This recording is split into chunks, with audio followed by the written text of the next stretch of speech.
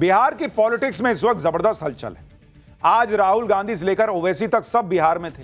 पूरा महागठबंधन लगा हुआ है कि कैसे नरेंद्र मोदी को बिहार में जो है रोका जाए, क्योंकि भाई नरेंद्र मोदी भी ताबड़तोड़ वहां पर रैलियां करके माहौल बना रहे हैं। महागठबंधन की दूसरी टेंशन ओवैसी हैं, जो बिहार में अकेले चुनाव लड़ने का ऐलान कर चुके हैं। कांग्रेस और आरजेडी के लिए एक मुसीबत नहीं, बड़ी मुसीबत है।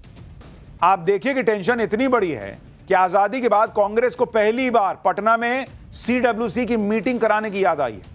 आजादी के बाद पहली बार ये लोग पटना में सीडब्ल्यूसी की मीटिंग किए हैं बॉस।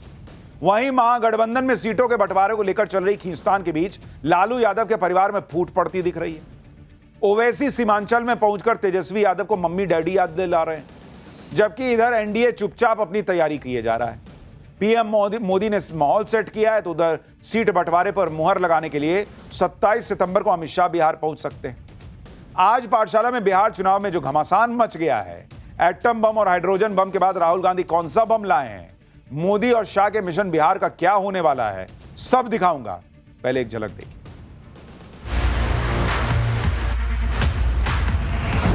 वो कांग्रेस वालों, आपको पटना और बिहार की सुध 85 साल के बाद आई। मैंने हाइड्रोजन बम की बात करी है, वो आएगा, ठहर जाइए, वो आ रहा है, वो आएगा।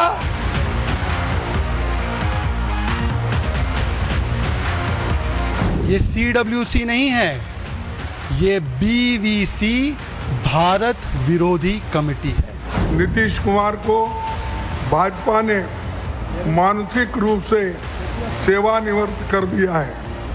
भाजपा अब उन्हें बोझ मानने लगी है। चेहरे आपके सामने हैं, सबको सब पता है, सबको सब उत्तर मालूम है, फिर भी आप बार बार सवाल पूछते हैं।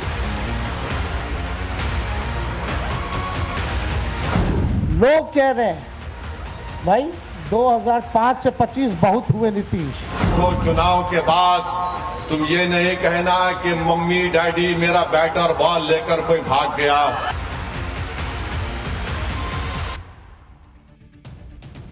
ओवैसी अलग मजे ले रहे हैं बॉस कि मेरा बैट और बॉल लेके मम्मी डैडी कोई भाग गया, सब दिखाऊंगा अभी। लेकिन पहले बात बिहार चुनाव में महागठबंधन के लेटेस्ट हथियार की। जब राहुल गांधी के एटम बम और हाइड्रोजन बम फूस हो गए, जिस वोट चोरी के मुद्दे का माहौल बनाने के लिए राहुल और तेजस्वी ने पूरी यात्रा निकाल दी, अब उस वोट चोरी के मुद्दे की हवा निकलती दिखी, तो अब महागठबंधन बिहार चुनाव में नया मुद्दा लेकर आ गया। आज महागठबंधन के नेताओं ने पटना में अति पिछड़ा वर्ग के लिए न्याय संकल्प के नाम से स्पेशल मैनिफेस्टो जारी किया।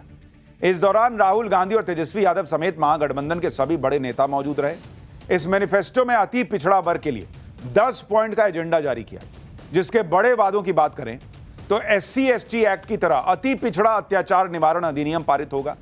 अति पिछड़ा वर्ग के लिए पंचायत और नगर निकाय में मौजूदा 20% आरक्षण को बढ़ाकर 30% कर दिया जाएगा। अति पिछड़ा अनुसूचित जाति, जनजाति और पिछड़ा वर्ग के सभी भूमिहीनों को शहरी क्षेत्रों में मकान बनाने के लिए 120 वर्ग मीटर और ग्रामीण क्षेत्रों में करीब 200 वर्ग मीटर जमीन उपलब्ध कराई जाएगी। 25 करोड़ रुपयों तक के सरकारी ठेकों में अति पिछड़ा अनुसूचित जाति, जनजाति और पिछड़ी जाति के लिए 50% के आरक्षण का प्रावधान किया जाएगा।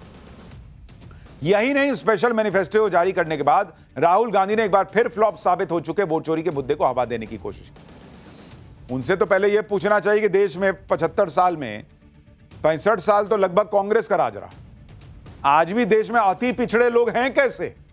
इतने साल कांग्रेस ने देश में राज किया है, अति पिछड़े आज भी अति पिछड़े क्यों है भाई? लेकिन राहुल गांधी कह रहे हैं कि भाई जल्दी ही हाइड्रोजन बम फोड़ दूंगा। जयराम रमेश ने हाइड्रोजन बम के आगे यूरेनियम और प्लूटोनियम बम की भी बात कर दी है भाई।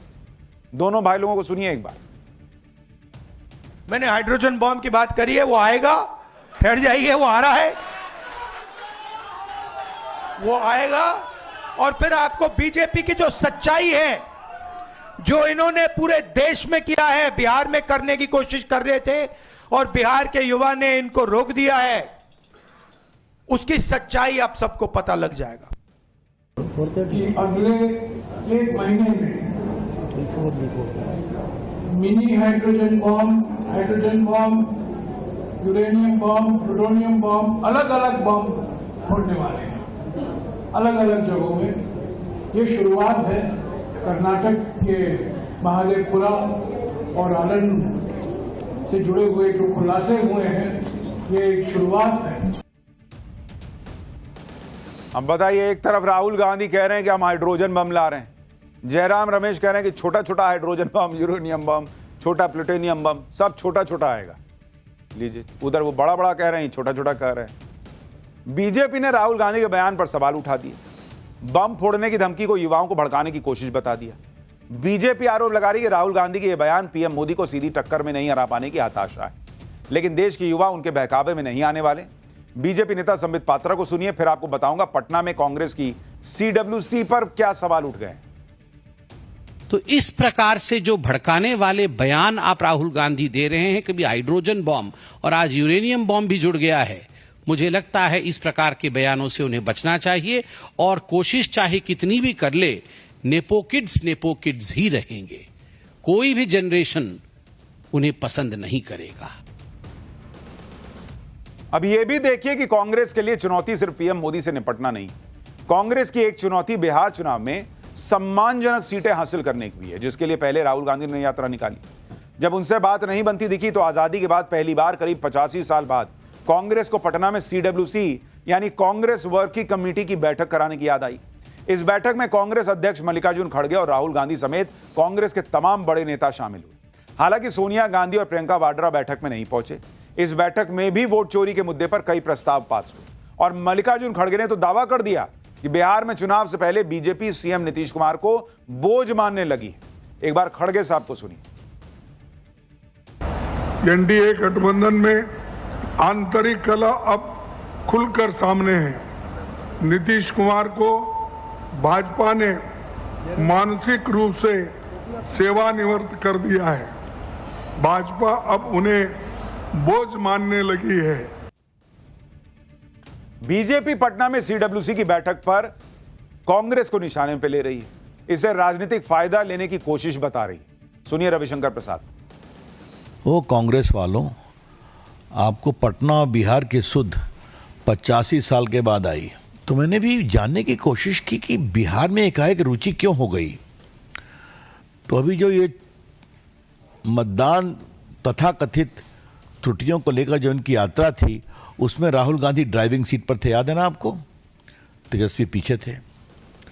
तो लगा कि यहां वर्किंग कमेटी करके ड्राइविंग सीट लिया जाए, कुछ और टिकट लिया जाए।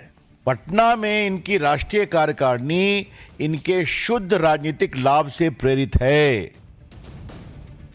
कांग्रेस और महागठबंधन में बिहार विधानसभा चुनाव को लेकर जो हड़कंप मचा है, उसकी वजह भी साफ है। भाई, पहले पीएम मोदी के ताबड़तोड़ दौरे हो गए, फिर बीजेपी ने पीएम मोदी को मां की गाली के मुद्दे को कांग्रेस और आरजेडी के खिलाफ बड़ा मुद्दा बना दिया। अब रही सही कसर पूरी करने के लिए पीएम मोदी एक बार फिर बिहार जाने का प्लान बना चुके हैं। सूत्रों के मुताबिक 29 सितंबर को पीएम मोदी फिर बिहार जा सकते हैं। इस दौरे में पीएम मोदी पटना में मेट्रो की सौगात दे सकते हैं। साथ ही 26 सितंबर से बिहार की जरूरतमंद महिलाओं के खाते में 10,000 रुपए जमा करने वाली मुख्यमंत्री महिला रोजगार योजना की शुरुआत होने वाली है। इस कार्यक्रम में भी पीएम मोदी ऑनलाइन जुड़ेंगे। बिहार की 75 लाख महिलाओं को इस योजना का फायदा मिलेगा। योजना के पहले चरण में 7,500 करोड़ रुपए बांटे जाएंगे।